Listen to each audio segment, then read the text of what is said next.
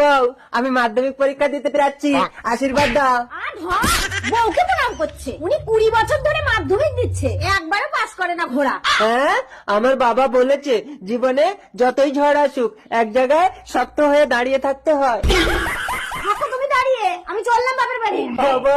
ও বউ যেও না, এবার একটা কল করেছি, আমি পাস করবই। ঠিক আছে, যদি মাধ্যমিকে পাস করো তাহলে আসবো, আর যদি মাধ্যমিকে ফেল করো আর কোনোদিনই আসবো না।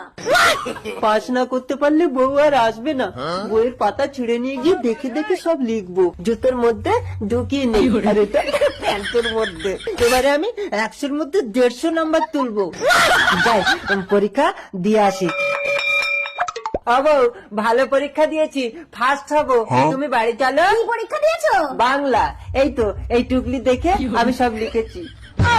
বাংলা পরীক্ষায় ভূগোলের টুকলি লিখে এসেছো? এই যাও, আর করবো না।